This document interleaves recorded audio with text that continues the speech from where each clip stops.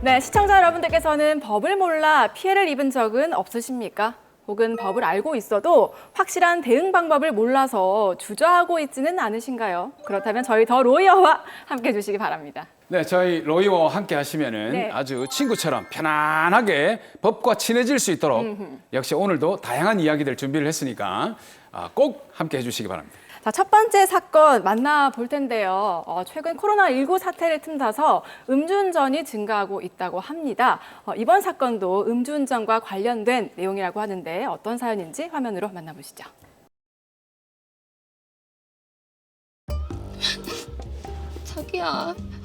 자기가 대신 운전했다고 해주면 안 되나?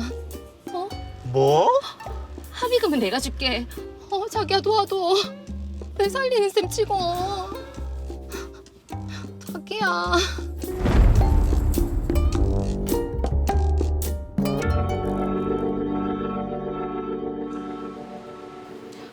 벌써 우리가 만난 지 1년이 됐네. 그러게. 1년 동안 사랑해줘서 고맙다. 오늘 우리 자기 하고 싶은 거 다 들어줄게. 진짜. 그럼 내가 자기한테 거짓말 한 적 있나? 자, 우리 자기 한 잔 받으세요. 네. 아직까지 분위기 좋습니다. 네.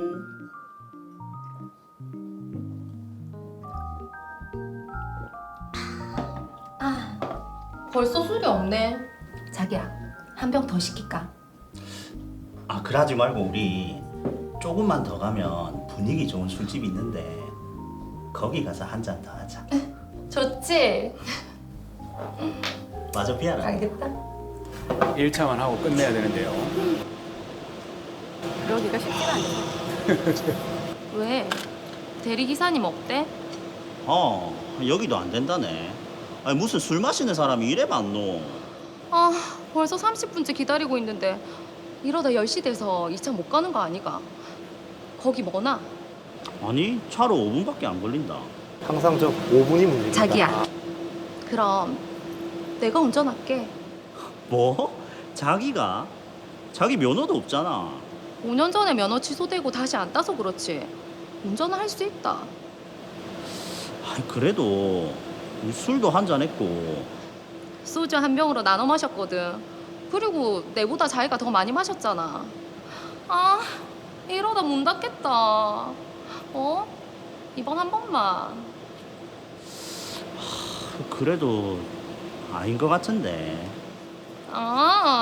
오늘 내 하고 싶은 대로 다 하게 해준다면서. 그리고 바로 앞인데 뭐. 응? 그리고 오랜만에 운전해보고 싶단 말이야. 진짜 조심해야 된다. 걱정 붙들어 매세요. 무면허 같으면 안 되는데요. 차키를 주면 안 되는데요. 그러니까요.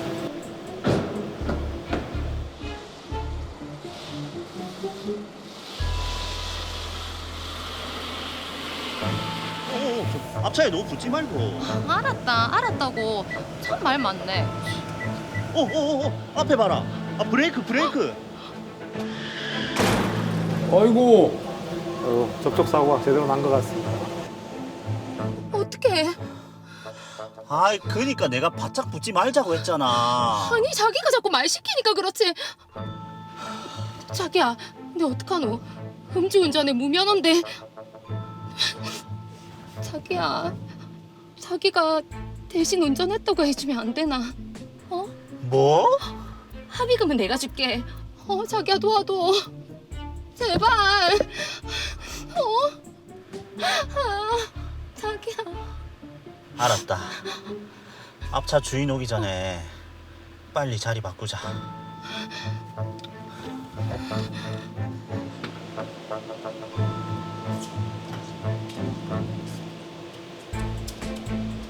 갑자기 뒤에서 박으면 어떡합니까? 죄송합니다. 갑자기 차가 서는 바람에 많이 다쳤습니까? 목이 좀 아픈 것 같기도 하고. 좀 보험 처리해드리겠습니다. 죄송합니다.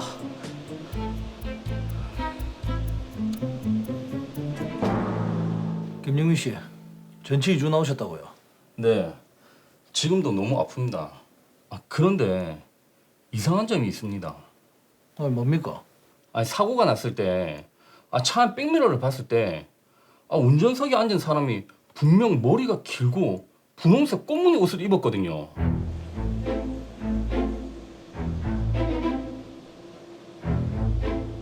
증거가 남네요. 아니 현장에서는 그런 말 없었잖아요. 그때는 사고가 나서 미처 말씀드리지 못했는데 분명합니다. 정민수 씨, 사고 당시 정민수 씨가 운전한 거 맞습니까? 예, 제가 운전했습니다. 제 기억이 분명합니다.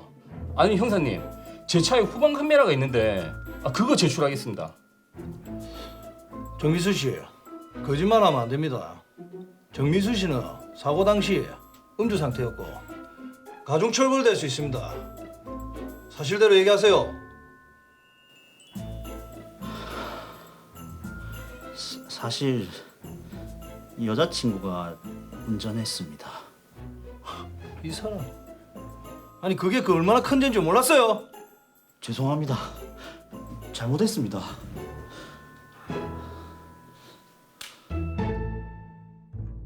네, 자 무면허 음주운전에 운전자 바꿔치기까지 한 상황인데 참 이게 할 말이 없습니다. 사실 뭐 음주운전도 문제지만 예. 저렇게 음주운전 상태에서 운전자를 바꿔치기 이건 진짜 서로를 위해서 좋은 일이 아니거든요. 그러니까요. 자, 일단 제가 사건부터 정리를 해보도록 하겠습니다. 연인 관계인 정민수 씨와 김수진 씨는 1차에서 소주 한 병을 나눠 마시고 2차로 이동하기 위해 대리운전 기사를 부릅니다. 하지만 호출이 잘 되지 않자 김수진 씨가 가까운 거리니까 자신이 운전을 하겠다고 합니다. 정민수 씨가 차 키를 수진 씨에게 넘겨줬죠. 그런데 얼마 가지 않아서 접촉 사고가 나고 당시 무면허의 음주운전이었던 김수진 씨는 크게 처벌받을 것이 두려워서 옆좌석에 앉아있던 정민수 씨와 자리를 바꿉니다. 네. 정민수 씨는 자신이 운전을 했다고 허위 자백을 하죠. 그런데 나중에 운전자가 바뀐 사실이 드러나게 된 그런 상황입니다. 예, 참 어떻게 이런 큰 일을 저질렀는지 선뜻 이해가 가지 않는데요. 자, 드라마를 보다가 제가 이제 궁금한 게 있습니다. 김수진 씨가 이게 왜 무면허 상태였을까요? 일단 조사를 좀 해봤는데 네네. 5년 전에 역시 음주운전으로 취소가 된 상태였습니다. 그런데 다시 따지 않았기 때문에 지금은 무면허 상태인 거죠. 아직도 이 반성을 하지 못하고 어떻게 보면 참 상습범이네요. 그렇죠. 자, 일단 이 커플들의 잘못이 많은데 하나하나 따져보도록 하겠습니다. 자, 김수진 씨가 일단 제일 잘못한 건 맞습니다만 바꿔달라고 한다고 바꿔준 이 남자친구 정민수 씨도 문제인 것 같거든요. 어떻습니까, 변호사님? 네, 당연히 잘못된 행동이고 잘못된 판단을 한 것입니다. 예. 도와주겠다는 마음에 순간적으로 그런 판단을 한 것 같은데 수사기관에 수사에 혼선을 주는 아주 잘못된 행동이고 형사처벌까지 받을 수가 있습니다. 그렇죠. 엄연한 이 범죄입니다. 자, 그러면은 자신이 운전을 했다고 허위 자백을 하고 바꿔준 민수 씨는 어떤 죄가 성립이 될까요? 형법상 범인 도피죄가 성립합니다. 이게 범인 도피죄 와. 이러니까 네. 굉장히 뭔가 엄중한 범죄 같거든요. 네, 맞습니다. 운전자 바꿔치기는 음주운전을 한 사람의 처벌을 피하게 하기 위해서 동승자가 자신이 운전했다고 허위로 신고를 하는 경우입니다. 네. 그래서 자신이 대신 처벌을 받으려고 하는 것이죠. 형법에서는 이렇게 범인의 발견이나 체포를 어렵게 하는 행위를 범인 도피죄라고 해서 엄중하게 처벌하고 있습니다. 그러니까 형이 굉장히 좀 셀 것 같은데 어떻습니까? 네, 범인 도피죄는 형사사법에 관한 국가 공권력의 작용을 방해하는 것이기 때문에 예. 3년 이하의 징역 또는 500만 원 이하의 벌금으로 중하게 처벌하고 있습니다. 근데 이제 여자친구가 계속 바꿔달라고 했단 말이죠. 그렇죠. 바꿔달라고 한 여자친구 김수진 씨는 어떻게 됩니까? 원래는 범인 스스로가 도피하는 경우에는 범인 도피죄가 따로 성립하지는 않습니다. 하지만 자기가 수사기관에서 처벌받지 않기 위해서 다른 사람에게 적극적으로 허위 자백을 시키는 경우에는 범인 도피 교사죄가 성립하게 됩니다. 예. 네, 범인 도피 교사죄도 범인 도피죄가 되는 것이기 때문에 마찬가지로 3년 이하의 징역 또는 500만 원 이하의 벌금에 처하게 됩니다. 그러니까요. 이 벌 받는 걸 두려워해가지고 다른 사람에게 죄를 전가시키려다가 결국에는 더 큰 처벌을 네. 받게 되는 거 아니겠습니까? 자, 그럼 정민수 씨의 경우에는 여자친구가 술을 마시고 운전하는 거를 방조한 것, 이것도 죄가 되지 않습니까? 네, 사례에서 정민수 씨는 여자친구가 술을 마셔서 음주 상태인 것을 잘 알면서 예. 운전을 하게 한 것입니다. 오히려 이렇게 운전을 하게 찾기까지 넘겨줬다는 점에서 음주운전 방조죄가 성립합니다. 드라마 상에서는 사실 뭐 가벼운 접촉 사고였지만 실제로 음주운전으로 사망 사고까지 이르는 경우 저희가 정말 많이 보잖아요. 그렇기 때문에 이 동승자에 대한 처벌도 좀 강화되어야 되지 않을까라는 생각이 들거든요. 네, 최근 그 음주운전 및 그로 인한 교통사고에 대한 사회적 경각심이 높아지고 있고 네. 음주운전 방조 행위를 한 사람에 대해서도 처벌해야 된다는 목소리가 높습니다. 최근 사회적으로 크게 회자가 되었던 을왕리 사망사고의 경우에 예.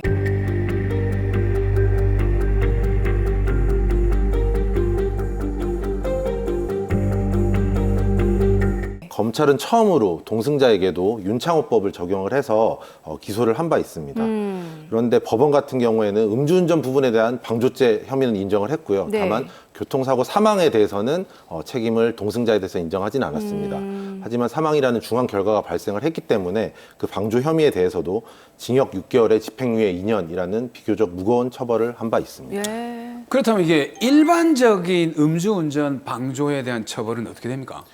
기본적으로 방조법은 형법상 강경 규정이 있기 때문에 음주운전을 한 사람보다는 가볍게 처벌을 받습니다. 단순 음주운전 방조죄의 경우에는 벌금형에 그칠 수 있지만 을왕리 사망사고처럼 사망이라는 중한 결과가 발생한 경우에는 방조범임에도 불구하고 집행유예 내지는 실형이 선고될 수도 있습니다. 네, 그러니까 음주운전을 방조하는 것도 그리고 운전자를 바꿔치기 하는 것도 큰 죄라는 거 여러분 꼭 기억을 하셔야겠습니다. 자, 그럼 이제 그 문제의 발단이죠. 여자친구 김수진 씨 어떻게 이런 생각을 했을까? 정말 간이 크지 않고서는 그렇죠. 못할 것 같은데 네. 그럼 김수진 씨, 강큰 김수진 씨 어떤 처벌을 받게 됩니까? 네, 김수진 씨는 도로교통법상 음주운전 및 무면허 운전 혐의, 그리고 특정범죄 가중처벌 등에 관한 법률상 위험운전 치상 혐의가 성립을 하고 네. 형법상 범인도피 교사죄까지 성립을 하게 됩니다. 예. 음주운전 경력이 있는 상태에서 무면허의 음주운전을 하고 상해 사고까지 일으켰기 때문에 단순 벌금형에 그치지는 않고 최소한 징역형의 집행유예형 이상을 선고받을 가능성이 높습니다. 예. 실제 유사 사례에서 법원은 징역 2년에 집행유예 3년을 선고한 바 있습니다. 만약 피해자의 상해 정도가 더 중했다면 더 가중처벌 받을 수도 있는 사안입니다. 그러니까 정말 끔찍한 사건이 안 일어난 게 천만다행입니다. 앞서 말씀해 주셨던 윤창호법 있잖아요. 네. 이게 2018년 9월이죠. 윤창호 씨가 음주운전 차량에 치여서 이제 사망한 사건이었는데 이 사건을 계기로 음주운전에 대한 처벌도 강화가 됐고 또 단속 기준도 강화되지 않았습니까? 네, 그렇습니다. 예. 제가 퀴즈를 좀 좋아하는데요. 네, 사무장님에게 여기서 퀴즈 하나 드릴게요. 퀴즈. 일단 퀴즈를 보통 저한테 주시는데 제가 제일 만만한 것 같습니다. 지난주에 틀리셨는데 다 틀렸는데 오늘 기필코 맞추도록 하겠습니다. 자존심 회복하시기 바랍니다. 주십시오. 네. 윤창호법 이전에는 운전이 금지되는 그 음주 알코올 농도 기준이 0.05%였죠. 그렇죠. 그렇죠, 그렇죠. 그렇다면 개정된 이후에 운전이 금지되는 그 알코올 농도 기준이 얼마일까요? 어허. B가 없네요. 정답. 정답 나왔습니다. 이건 제가 지난번 사례에서 기억을 하고 있었거든요. 예. 0.03입니다. 맞습니까? 네, 역시 정답입니다. 어허. 네. 혈중 알코올 농도의 단속 기준을 낮추고 음주운전으로 인한 면허 취소의 결격 기간을 연장을 했습니다. 네. 그리고 음주운전 자체의 벌칙 수준도 상향을 했습니다. 맞습니다. 음주운전은 정말 도로 위에 또 시한폭탄이라고 하잖아요. 그렇죠. 살인이기 때문에 정말 엄하게 처벌을 해야 됩니다. 김순희 씨 같은 경우에는 5년 전에 음주운전으로 면허가 취소가 됐고 또 이제 음주운전을 했거든요. 네. 그럼 이런 경우에는 가중처벌이 되는 건가요? 네, 원래는 삼진아웃이라는 말에 익숙하실 겁니다.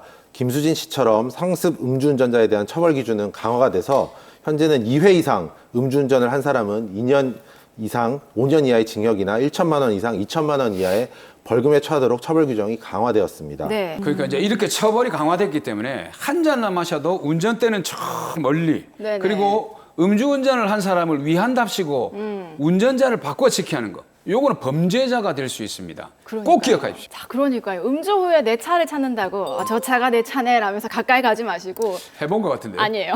등을 등지시고 멀리 가셔야 된다는 거 여러분 꼭 기억을 하셔야겠습니다. 자, 그럼 마지막으로 이 커플에게 한마디 해주시죠. 정민수 씨, 연인의 잘못을 덮어주는 건 사랑이 아닙니다. 그리고 김수진 씨, 음주운전을 한 것도 모자라서 자신의 잘못을 연인에게 덮어씌우는 것은 강력 범죄입니다. 두 분 다 정신 차리세요.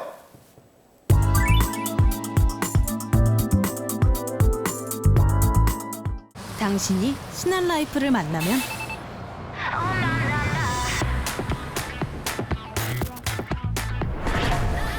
새롭고도 놀라운 라이프의 시작.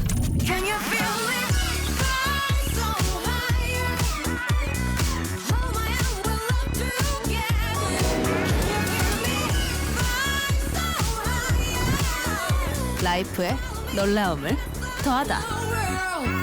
신한라이프.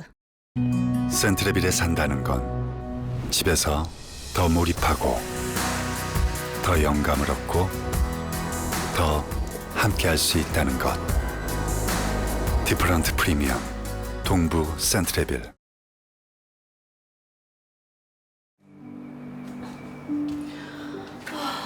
가볍게 바로 시작해야겠다.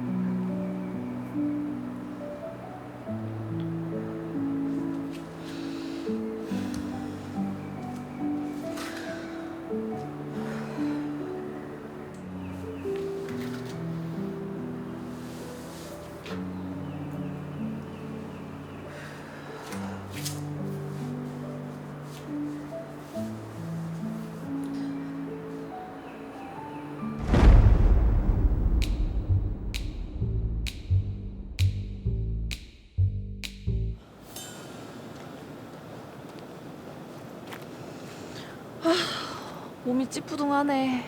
간단하게 뛰고 출근해야겠다.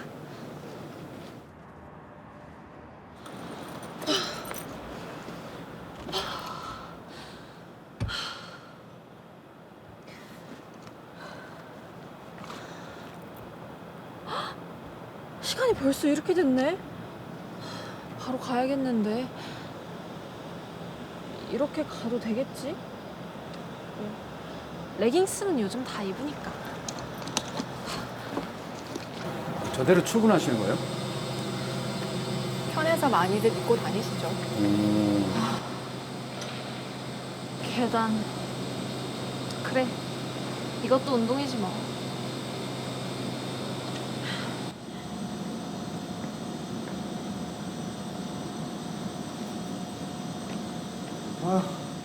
이 아침부터 계단이고 힘들어 죽겠는데.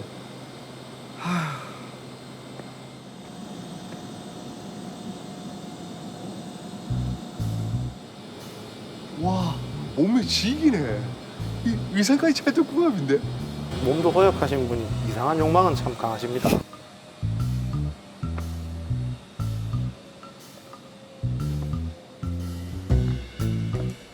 아, 이거 안 좋은데요?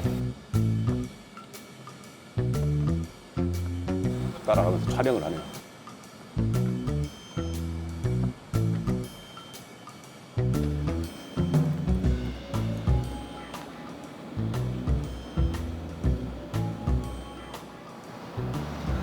좀 기다려야 되겠네.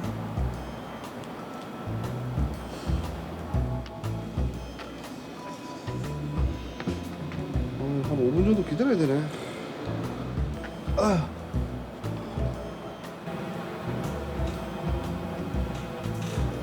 저 정도면 스토킹 아닙니까?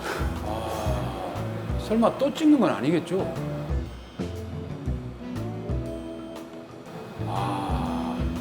저 눈빛 너무 신네요. 명백하게 좀 성적인 의도가 있는 촬영으로 보입니다.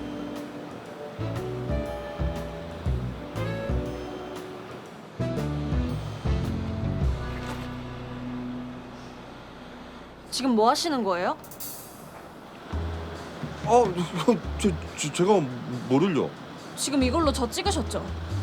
핸드폰 좀 줘봐요. 아니에요. 저 그냥 뭐 인터넷 검색하고 있었는데. 그러니까 확인해보면 되잖아요.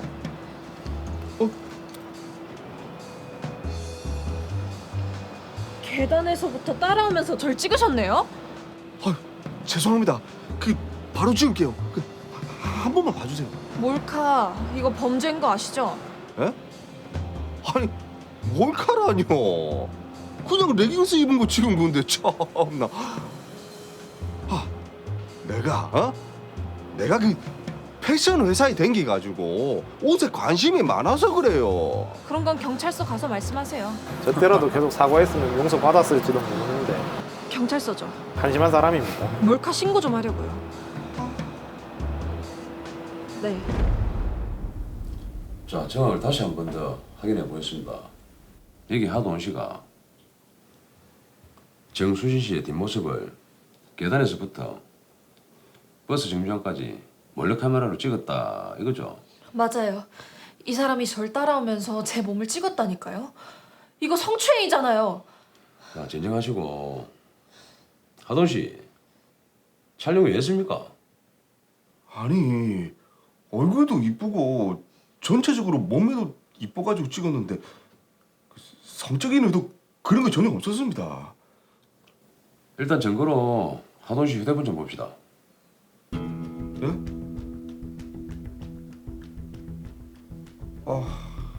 예.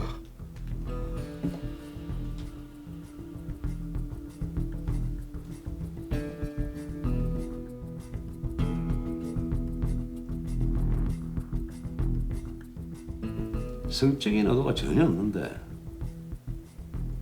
죄당 누이만 찍었네. 이거 재질이 나쁘구만. 아닙니다. 이 여자가 딱 붙는 레깅스를 입고 있으니까 굴곡이 드러나서 그렇게 보이는 거지 제가 의도한 게 전혀 아닙니다.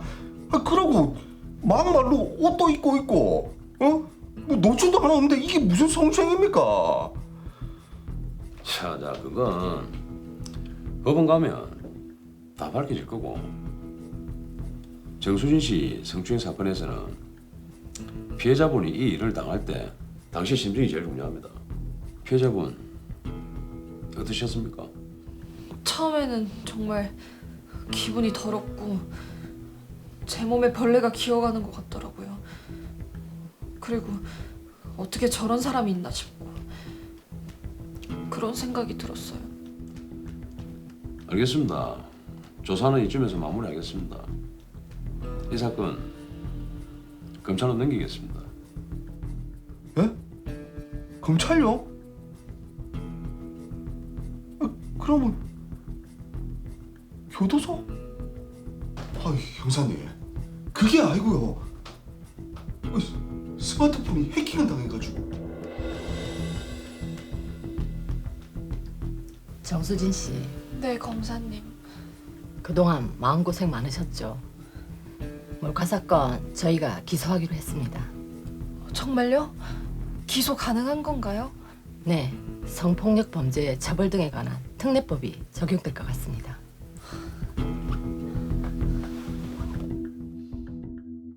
네, 자, 몰카 피해를 입은 정수진 씨. 그런데 가해자가 처벌을 받을 수 있을지 없을지 이거를 걱정해야 되는 상황이네요. 그렇죠. 걱정이 많으실 것 같은데 예. 일단 저희들이 명쾌하게 해결을 할 수 있도록 하겠습니다. 그럼 먼저 사건부터 정리를 해보죠. 정수진 씨는 레깅스와 티셔츠 차림으로 출근길에 나섭니다. 육교를 건너 정류장에서 버스를 기다리고 있는데 뭔가 기분 나쁜 시선이 느껴지죠. 그래서 돌아봤더니 하도훈 씨가 휴대폰으로 자신의 뒷모습을 촬영하고 있었던 겁니다. 네. 그래서 곧바로 신고를 하죠. 하지만 하도훈 씨는 옷도 다 입고 있었는데 무슨 성추행이냐며 혐의를 완강히 부인을 합니다. 네. 의뢰인 정수진 씨는 성추행이 맞다고 주장을 했고 사건을 담당한 검사 역시 성폭력 범죄 처벌 등에 관한 특례법을 적용해서 사건을 기소하기로 결정을 한 그런 상황입니다. 자, 일단은 의뢰인 정수진 씨의 동의를 얻지 않고 뒷모습을 찍었기 때문에 이거는 엄연하게 몰카가 맞을 것 같은데, 근데 이거를 성폭력 범죄로 볼 수 있을지는 약간의 의문이 생깁니다. 자, 이 사건은 더 로이어의 정리 요정이시죠. 황준선 변호사님께서 좀 맡아주시죠. 예, 의뢰인 정수진 씨가 상당히 큰 정신적 충격을 받으셨을 텐데 예. 형사 절차가 빨리 진행되지 않아서 많이 답답하시고 힘드실 것 같습니다. 제가 명쾌하게 정리를 해드리겠습니다. 자, 우선 변호사님, 자, 가해자인 하도훈 씨가 타인의 신체를 이제 몰래 촬영을 했단 말이죠. 그 자체로도 이게 죄가 되는 게 아닙니까? 예, 이 사건의 경우라면 당연히 범죄가 성립합니다. 극에서 나타난 것처럼 성폭력 범죄 처벌 등에 관한 특례법 제14조 1항이 적용될 수 있기 때문이죠. 네. 자, 그러면은 성적인 의도가 없는 몰카 촬영이다라고 한다면은 이거는 처벌을 받지 않는 건가요? 예, 성적인 의도가 없더라도 타인의 동의 없이 타인을 몰래 촬영한 경우를 처벌해야 된다는 주장은 지금도 법조계에서 강력하게 주장이 되고 있습니다. 사실 타인의 대화를 도청한 경우에도 처벌을 하는데 타인을 몰래 촬영한 경우에 처벌 규정이 없다는 것은 좀 입법의 흠결로 봐야 될 것 같습니다. 네. 따라서 현행 법 체계에서는 단순히 몰래 촬영만 한 경우라면 성폭력 범죄 처벌 등에 관한 특례법이 적용되어야만 처벌을 할 수 있습니다. 그래서 이러한 몰카 촬영이 문제되는 경우에는 결국 성적인 의도가 있었는지가 핵심 쟁점이 되는 것이죠. 근데 이제 듣고 보니까 몰카나 도둑 촬영 같은 게 범죄로서 처벌되는 행위의 어떤 그 범위가 굉장히 좀 좁은 것 같습니다. 그러니까 어떤 촬영을 해야 이게 법적으로 문제가 되는 건가요? 예, 처벌을 위해서는 결국 피해자가 성적 수치심을 느낄 만한 영상이라는 점이 인정이 되어야만 합니다. 예. 다행스러운 것은 최근 대법원에서 피해자들을 보다 폭넓게 보호하기 위해서 성적 수치심의 인정 범위를 넓히는 매우 고무적인 판결을 내린 바 있습니다. 예, 이에 따르면 객관적으로 촬영의 대상인 신체가 어느 부분인지에 따라서만 성적 수치심을 느끼는지 여부가 결정되는 것이 아니고 네. 같은 신체 부분이라도 어느 장소에서 어느 상황에서 그리고 어떤 방식으로 촬영되었느냐에 따라 성적 욕망 또는 성적 수치심을 유발하는지 여부가 달라질 수 있다라고 판단하고 있습니다. 그러니까 이게 뭐 촬영 대상이나 어떤 신체 부분보다는 장소, 또 상황, 방식이 더 이제 중요하다는 말씀이시네요. 예, 맞습니다. 자, 그런데 이 사건에서의 핵심은 요즘 여성분들이 많이 입고 다니시는 레깅스에 있는 것 같습니다. 레깅스를 운동복으로 봐야 하느냐, 아니면 일상복으로 봐야 하느냐라는 문제인 것 같은데 사무장님께서는 어떻게 생각하세요?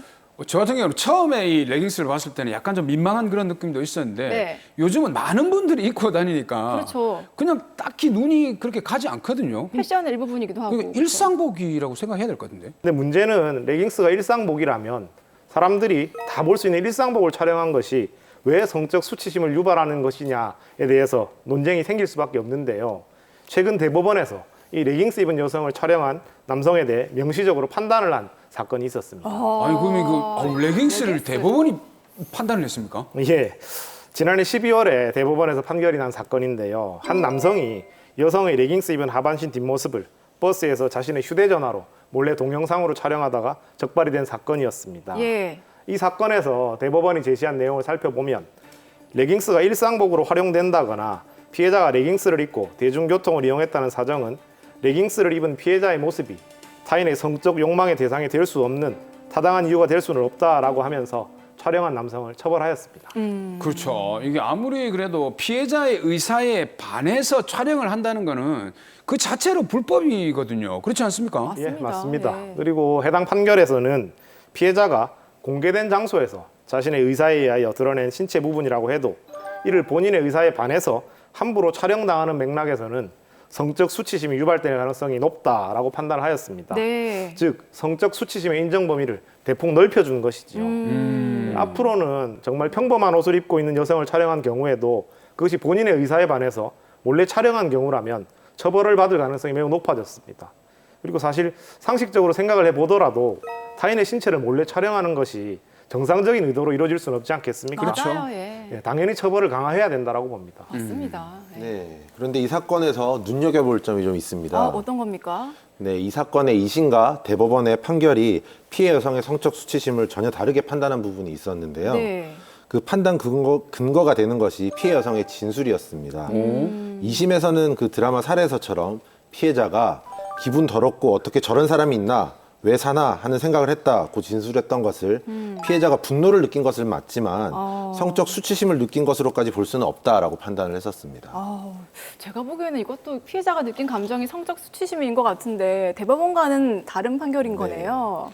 예, 맞습니다. 그런데 2심과는 달리 대법원에서는 그 동일한 진술에 대해서 피해자의 진술은 피해자의 성적인 모멸감, 함부로 성적 욕망의 대상으로 이용당하였다는 분노와 수치심의 표현으로서 성적 수치심이 유발되었다는 의미로 충분히 이해된다라고 하면서 네. 성적 수치심을 유발한 것이 맞다라고 판단을 하였습니다. 그 의뢰인 정수진 씨도 이러한 판례의 기준에 따를 때 충분히 가해자를 처벌을 하고 민사상 손해배상 청구도 받으실 수 있다라고 판단이 됩니다. 자, 그럼 변호사님, 가해자인 하도은 씨는 어떤 처벌을 받게 될까요? 예, 이 사건의 경우는 가해 남성이 특별한 성범죄 전과가 없다면 예. 벌금형 정도에 그칠 것으로는 예상이 됩니다. 네. 앞서 말씀드린 그 대법원 사건에서 제1심에서 가해 남성이 약 8초 정도 피해 여성의 레깅스 입은 모습을 촬영을 했는데 그 사건에서 벌금 70만 원에 성폭력 치료 프로그램 24시간 이수라는 처벌이 내려졌다는 점을 감안을 하면 이 사건은 가해자가 육교에서부터 의도적으로 따라왔기 때문에 그것보다는 조금 강한 처벌이 내려질 것으로 예상이 됩니다. 그렇겠네요. 근데 요즘은 보면 직장 내의 성범죄도 상당히 문제가 되고 있거든요. 거기에다 이제 불법 촬영 같은 경우는 종종 문제가 많이 되고 있는데 어떻게 변호사님들도 이런 사건을 많이 담당하실 것 같은데 기억에 남는 사건 혹시 있으십니까? 예, 널리 알려진 사건이 있어서 하나 제가 말씀을 드리겠습니다.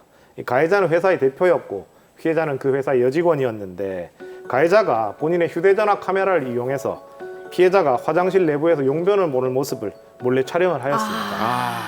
사실 이런 더러운 짓을 왜 하는지 도저히 이해가 잘 안 되는데요. 그러게요. 가해자는 위 동영상 촬영을 포함해서 20회에 걸쳐서 피해자 의사에 반해 피해자의 신체를 몰래 촬영하였거나 예. 미수에 그친 혐의로 기소가 되었습니다.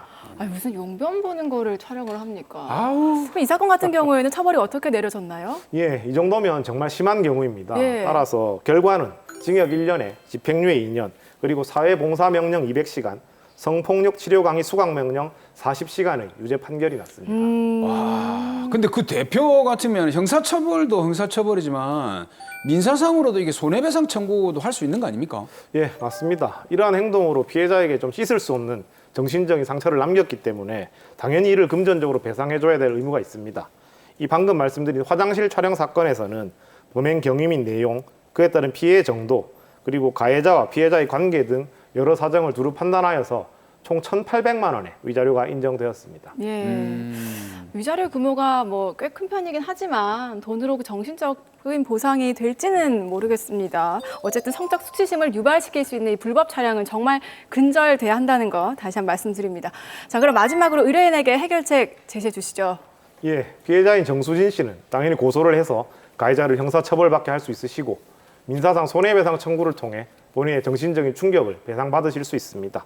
그리고 제가 여성분들에게 좀 특별히 말씀을 드리자면 최근에 있었던 대법원 판례 취지에 따를 때 앞으로는 여성의 신체를 몰래 촬영하는 경우에 대부분 처벌이 가능해졌습니다. 따라서 앞서 말씀드린 것처럼 대법원이 이제 성적 수치심이 인정되는 범위를 대폭 넓혔기 때문이죠. 아마도 이 성적인 의도가 없는 경우에는 처벌 규정이 마땅치 않다는 현실적인 문제 때문에 대법원이 전향적인 결론을 내려준 것 같고 매우 훌륭한 판결이었다고 생각이 듭니다. 이제 여성분들은 누군가의 몰카 촬영이 있으면 대부분의 경우 본인의 피해를 구제받으실 수 있게 되었습니다.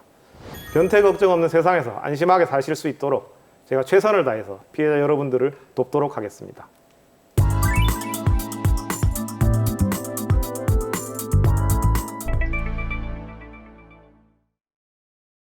네가 결혼해서 내한테 밥 한 번 제대로 차려준 적 있나?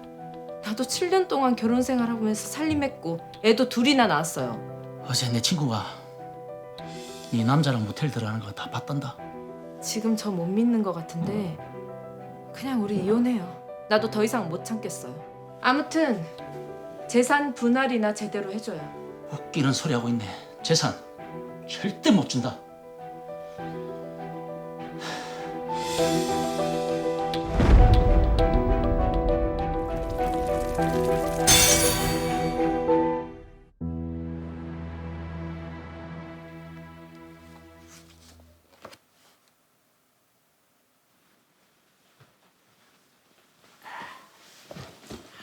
예린아, 아빠 왔다. 엄마는? 콘안내야. 아이고, 예쁜 우리 딸. 혼자서도 잘 놀고 있었네. 밥은 먹었어요?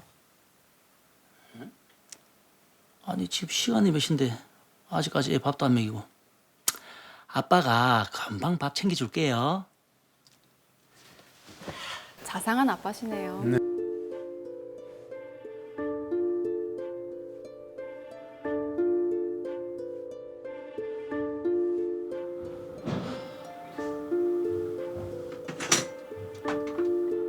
설거지도 안 돼 있고 밥 쏠 때 밥도 없네요. 도대체 살림을 어떻게 사는 거야?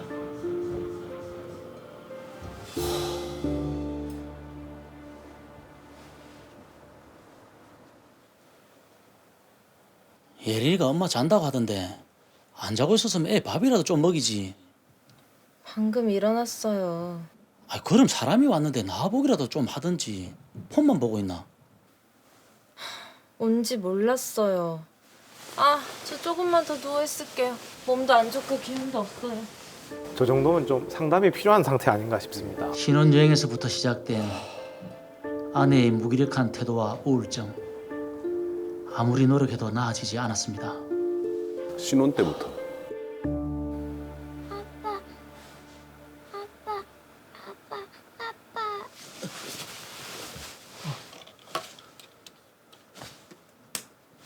왜? 열이 나는데?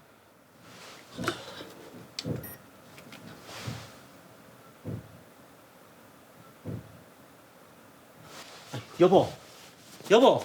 아 왜요? 잠 좀 자요, 잠 좀. 예린이 지금 열이 높은데 해열제 어딨노? 여보. 자는데 왜 깨우고 그래요? 애가 아파서 오는데 잠이 오나? 해열제 어딨노? 나도 몰라요. 약통이 있겠죠. 넌 시끄럽게 왜 자꾸 울어? 지금이 몇 시인데? 아프면 아프다고 말로 하면 되잖아. 그만 못 울어? 왜 애한테 화를 내고 그래? 아프니까 우는 거잖아. 아픈 아이에게 화를 내는 아내의 모습에 실망이 컸지만 가정을 지켜야 했기에 노력했습니다. 둘째 아이를 가지면 관계가 회복될까? 아내를 설득해 둘째도 가졌습니다.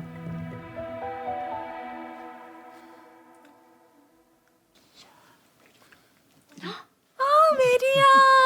우리 메리 엄마가 얼마나 보고 싶었는데. 잘 있었어. 자기가 둘째 임신하고 너무 우울해하니까 내가 처가에서 데리고 왔지. 이제 우리가 키우자.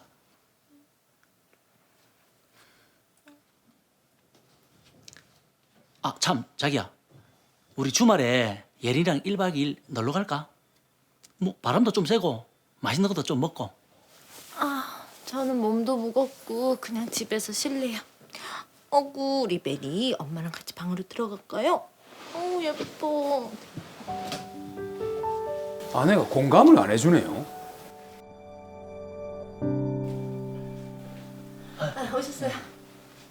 애들 엄마는요? 방에 있어요. 근데 하루 종일 뭐 하시는지 나와보지도 않고 방에만 있네요. 예, 수고 많으셨습니다. 제가 애들 볼 테니까 들어가서 좀 쉬세요. 갓난아기가 있는데도 저렇게 하네. 그러니까요. 보모가 상주한 뒤로부터 아내는 아예 아이들에게 관심을 끊어버렸습니다.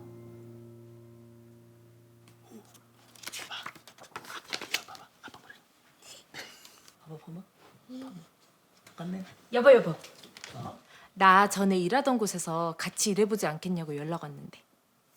힘들지 않겠어? 일까지 하면. 당신이 돈 안 벌어도 돼. 그냥 나 집에만 있으니까 더 우울한 것 같은데. 그래? 그럼 한번 해보던가. 진짜? 근데 나 일 새로 배워야 돼서 1박 2일로 교육 갔다 와야 되는데. 그래, 갔다 와. 내가 카드 줄 테니까 시간 나면 맛있는 것도 좀 사 먹고. 고마워. 아내가 일을 하게 되면 나아질 수 있지 않을까 막연한 기대가 생겼습니다. 여보세요. 어쩐 일이냐, 네가? 니 일하고 있나? 일 때문에 지금 출장 나와 있지. 근데 왜? 니 재수 씨랑 잘 지내나? 근데 갑자기 그건 왜? 이걸 말해야 되나? 말아야 되나? 뭔데? 사실 어제 재수 씨가 모르는 남자랑 모텔에 들어가는 걸 봤다. 뭐? 잘못 본 거 아이가? 아니다. 재수 씨 맞더라. 경수도 같이 봤대.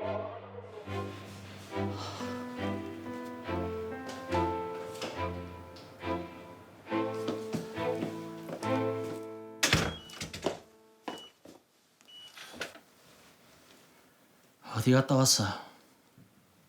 거래처에 미팅하러요. 나 피곤해서 먼저 들어갈게요. 도대체 미팅을 1박 2일로 몇 번을 가는 거야? 일인데 어떡해요 그럼. 일? 미팅 간다고 거짓말하고 다른 남자 만난 건 아니고? 뭐라고요? 어제 내 친구가 네 남자랑 모텔 들어가는 거 다 봤단다. 잘못 봤겠죠? 그걸 지금 말이라고 하나? 지금 저 못 믿는 것 같은데 그냥 우리 이혼해요. 나도 더 이상 못 참겠어요. 네가 잘못해놓고 이혼을 하자고? 적반하장이네요. 이혼하자. 어차피 애들한테 관심도 없었으니까 애들은 내가 키운다. 마음대로 해요. 대신 재산 분할이나 제대로 해줘요. 재산 분할? 네가 한 게 뭐 있다고? 나도 7년 동안 결혼 생활하면서 살림했고 애도 둘이나 낳았어요. 그럴 자격 있어요. 기가 막혔어. 살림을 했다고? 결혼해서 내한테 밥이라도 한 번 차려준 적 있나? 애들은 베이비시터 이모님이 다 돌보고 오죽했으면 애들이 엄마랑 자기 싫어하겠노? 아무튼 재산 분할이나 제대로 해줘요. 웃기는 소리 하고 있네. 재산 절대 못 준다.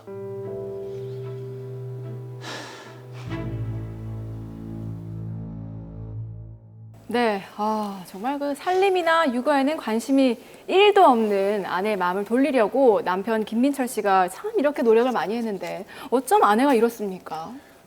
정말 남편의 노력이 헛되는 것 같아서 좀 아쉬운데요.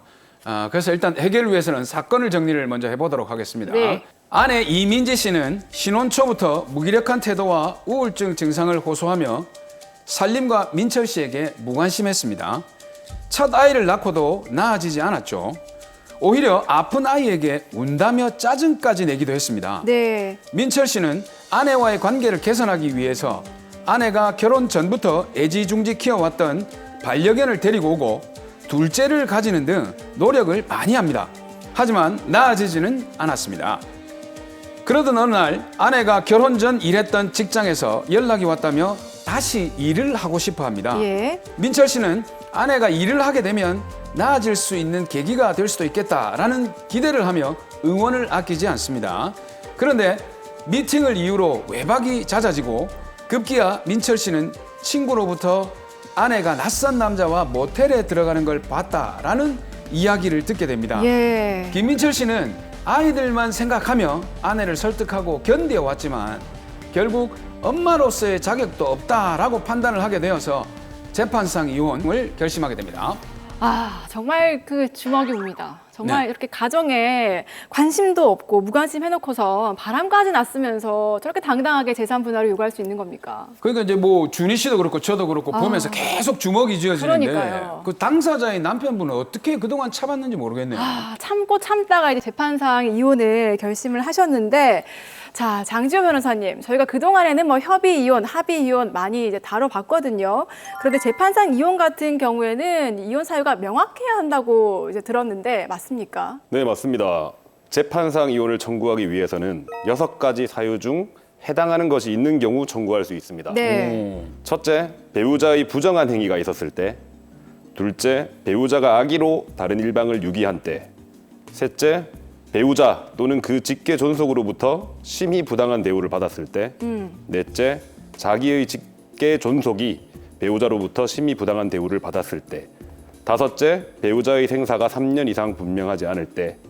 마지막으로 혼인을 계속하기 어려운 중대한 사유가 있을 때 가정법원에 재판상 이혼을 청구할 수 있습니다. 자, 그럼 드라마 사례의 경우에는 첫 번째, 일단 배우자의 부정한 행위가 있었을 때에 해당이 될 것 같은데, 자, 아내 민지 씨가 결혼 생활 내내 이제 불성실한 태도로 임했잖아요. 이런 거는 또 해당되는 사유가 없습니까? 네, 민철 씨가 가정을 지키기 위해서 노력을 했지만 네. 민지 씨는 그런 노력을 하지 않았고 육아에도 소홀하는 등 가정에 신경 쓰는 모습을 보이지 않았는데요.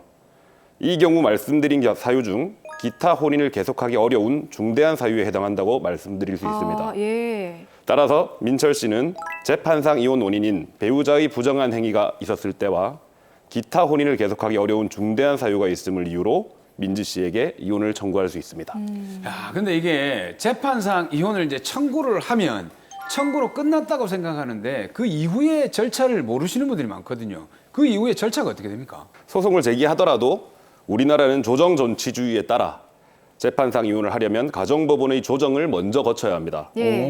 가정법원의 조정을 먼저 신청하거나 혹은 이혼 소송을 제기하여도 조정에 회부되어서 우선 조정 절차를 거치게 되는 겁니다. 그리고 조정 전에 법원은 가사조사관에게 조사 명령을 내려고 당사자들의 학력, 성격, 성장 배경 등 결혼 생활의 전반적인 것을 듣고 분쟁의 원인 등을 객관적으로 판단하여 판사님께 보고하게 됩니다. 네. 이러한 내용을 토대로 당사자 간 협의가 진행됩니다. 그러면 이제 조정이 잘 되면 이제 뭐 끝나는 겁니까? 조정을 위한 협의를 해서 네. 조정이 성립하면 조정 성립일로부터 1개월 이내에 관할 주민센터에 이혼 신고를 하면 됩니다. 예. 그리고 관할 주민센터에 이혼 신고를 하지 않으면 과태료가 부과되지만 이혼의 효력에는 영향이 없습니다. 일단 조정이 성립이 되면 뭐 1개월 이내라고 하셨으니까 상당히 빨리 이제 마무리가 되는 건데 그럼 만약에 조정이 안 되면 어떻게 됩니까? 네, 조정이 되지 않으면 소송 절차로 넘어가게 됩니다. 예. 소송 절차로 넘어가게 되면 변론 기일이 정해지고 법원에 출석하여 각자의 주장 및 증거 관계를 진술하고 법원의 사실조사, 증거조사, 신문 이런 것들을 다 한 후에 이혼 판결을 받게 됩니다. 네. 근데 이제 요 드라마 사례를 보면 위자료를 좀 따져봐야 될 것 같은데, 물론 남편이 직접 목격한 건 아니지만 친구들이 아내의 불륜 사실을 확인을 했단 말이죠. 예. 이럴 경우에 남편의 경우 위자료 청구 가능하지 않습니까? 그러니까 엄연히 이제 불정 행위가 있었거든요. 네, 맞습니다. 이혼의 유책 사유가 있는 배우자에게 위자료를 받을 수 있습니다. 또한 불륜의 경우 간통죄가 폐지돼서 네. 상간자의 처벌이 어려워졌고 가정 파탄의 책임을 지게 할 수 없었는데 최근에는 상간자에게도 위자료를 청구하여 받는 사례가 많이 나오고 있습니다. 네. 그러나 위자료를 받기 위해서는 증거를 통해 상대방의 불법 행위를 밝혀내어서 위자료를 받을 수 있을 것입니다. 항상 그 증거가 중요한데 요거를 참 수집하는 게 쉽지가 않거든요. 뭐 이런 경우에 미행을 하거나 뭐 사진을 찍거나 그래야 되는 겁니까? 보통은 배우자의 문자 내역, 통화 내역, 예. 차량의 블랙박스 예. 또는 상관자와 모텔에 들어가는 것을 사진으로 남겨두거나 주변 관계인의 진술서 등을 증거로 사용할 수 있습니다. 예. 다만 증거 수집을 위법하게 해서는 안 됩니다. 위법하게. 오히려 위법한 증거 수집으로 형사고소를 당할 수도 있거든요. 예. 예를 들어 상대방을 미행하거나 사진을 찍어 증거로 제출할 때 개인정보보호법이 보호하는 신상정보나 개인정보, 민감정보에 속하는 것이 있으면 네. 개인정보보호법 위반 소지가 있습니다. 또한 제가 이 프로그램 보면서 또한 요 뒤에 나오는 거 중요하거든요. 중요한 거 말씀해 주시죠. 네, 또한 지인들의 진술을 수집할 때 네. 아무래도 뭐 같이 살았던 사람들이니까 지인이 많이 겹칠 거 아니에요. 그렇죠. 그래서 명예훼손죄로 고소될 가능성도 언제나 있기 때문에 여러 가능성을 충분히 검토하고 조심스럽게 접근해야 됩니다. 참 불륜 증거도 수집을 해야 되고 조심스럽게 접근을 해야 되기 때문에 변호사님들에게 아무래도 의뢰를 하는 경우가 많을 것 같은데 언제 그럼 의뢰를 하는 게 좋습니까? 이혼 사건의 경우에요. 네, 너무 당연한 얘기지만 예.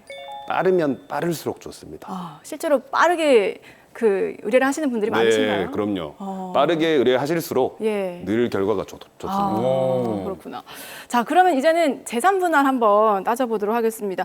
드라마상에서는 아내가 이제 부정행위를 해놓고 오히려 적반하장으로 자식도 낳아주고 결혼 생활 동안 기여를 했으니까 재산을 나눠달라라고 요구를 하거든요. 안 됩니다. 그렇죠. 절대로 안 됩니다. 왜냐하면 불륜을 저질렀죠. 아이는 무관심하죠. 이런 그 배우자에게 어떻게 재산 분할을 해줍니까? 안 되죠.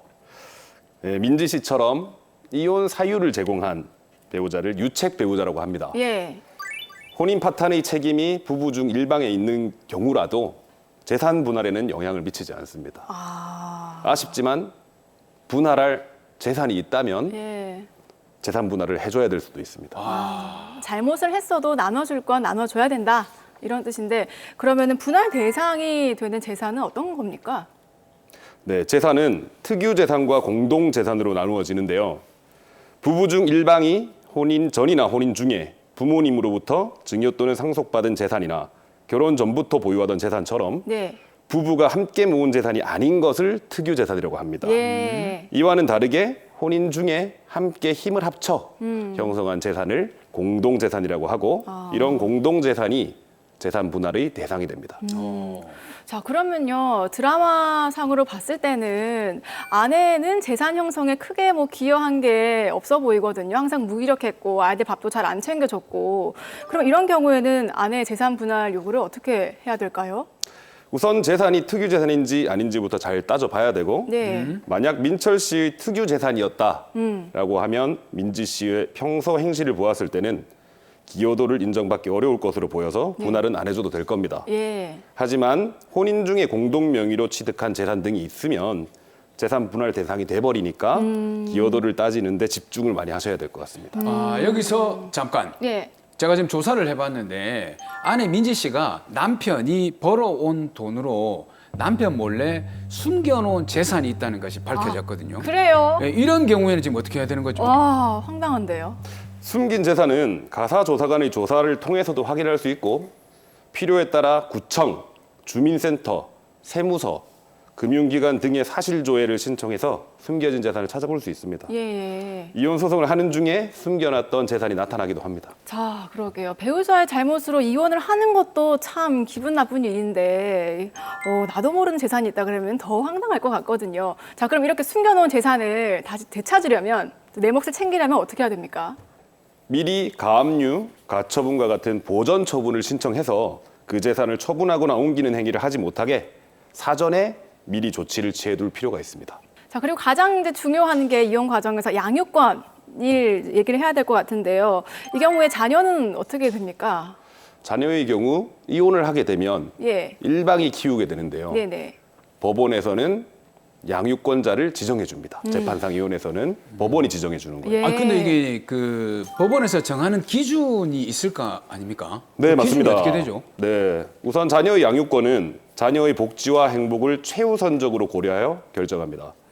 여기서 법원은 자녀의 의사, 자녀의 연령, 이혼 사유의 귀책 여부, 부모의 양육 능력, 거주 환경 등을 바탕으로 아이가 자라면서 누가 양육하는 것이 더 좋은 방향인지를 판단하여 결정하게 됩니다.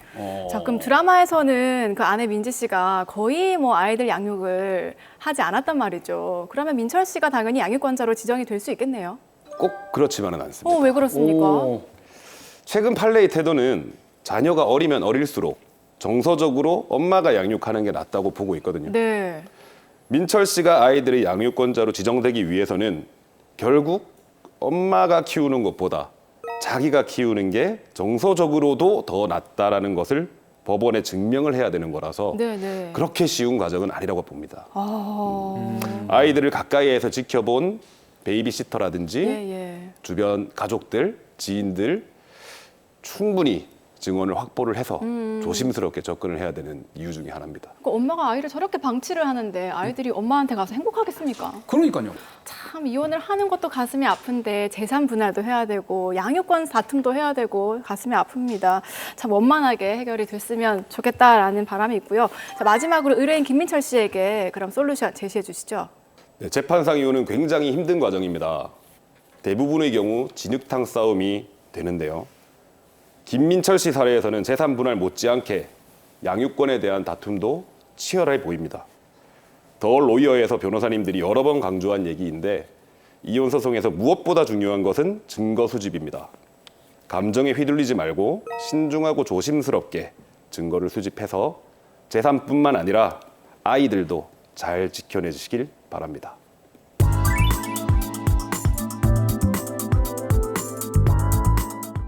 네, 법대로 합시다 더 로이어. 오늘 저희가 준비한 소식은 여기까지입니다. 여러분 알고 계시죠? 카카오 채널에서도 더 로이어를 만나실 수 있으니까요. 친구 추가하시고 좀 더 쉽고 편안하게 만나보시기 바랍니다. 저희는 다음 주에 더 명쾌하고 재미있는 법 이야기로 찾아뵙도록 하겠습니다. 법대로 합시다.